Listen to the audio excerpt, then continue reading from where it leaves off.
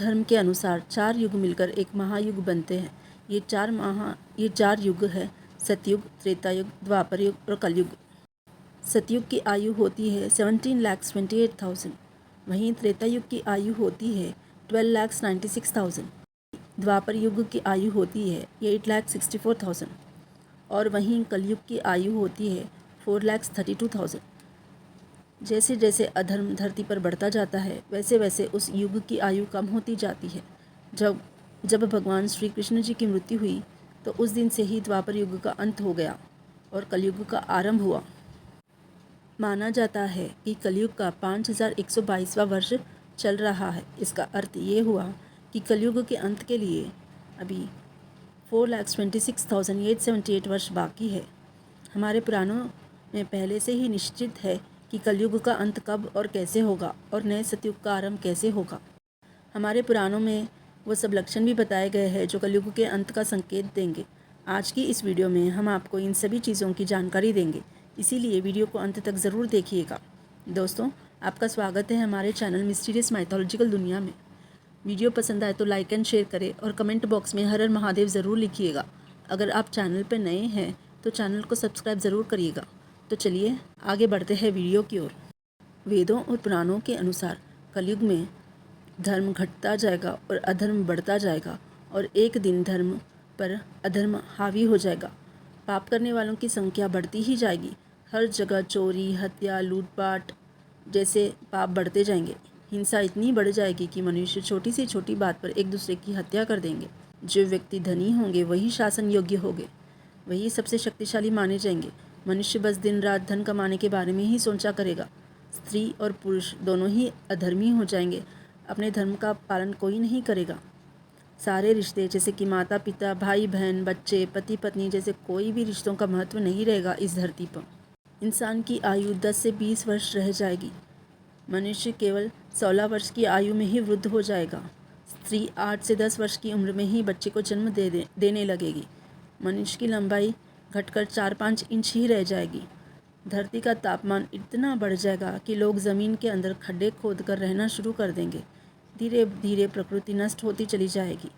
पेड़ पौधे सब सूख जाएंगे, सारे नष्ट हो जाएंगे। धरती बंजर हो जाएगी। एसिड रेन्स की वजह से अन्न की इतनी कमी हो जाएगी कि लोगों की भूख से मृत्यु हो जाया करेगी। गाय और भैंस बकरी की तरह छोटे हो जाएंगे, दूध देना बंद कर देंगे। सभी देवी देवता पृथ्वी लोक छोड़कर चले जाएंगे।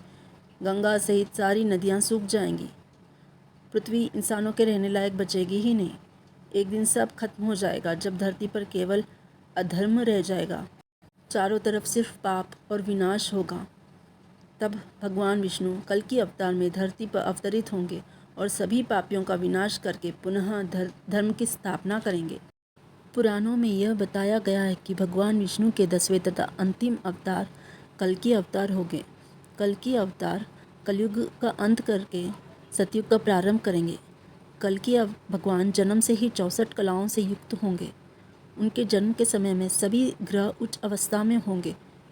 कल की अवतार हाथ में तलवार लिए देवदत्त नामक श्वेत घोड़े पर सवार होकर कली पुरुष का अंत करेंगे और धरती पर पुनः धर्म की स्थापना करेंगे।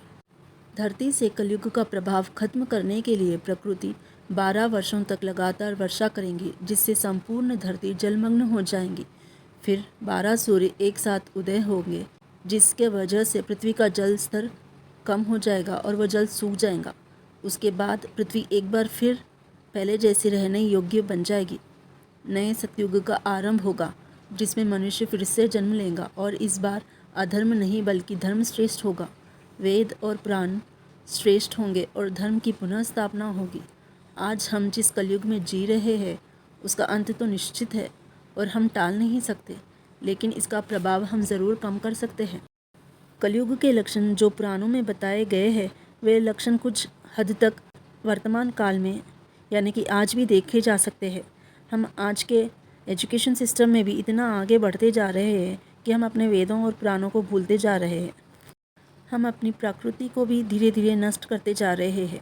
दिन प्रतिदिन हर रोज़ जो प्राकृतिक आपदाएं और हिंसा की घटनाएं हमें कलयुग के अंत के करीब ले जा रही है।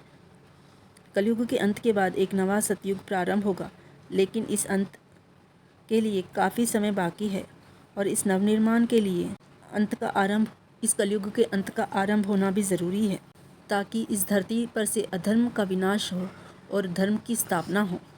अगर आपको वीडियो पसंद आए तो वीडियो को लाइक एंड शेयर कीजिए, चैनल को सब्सक्राइब कीजिएगा ज़रूर और कमेंट बॉक्स में हर हर महादेव ज़रूर लिखिएगा। हर हर महादेव।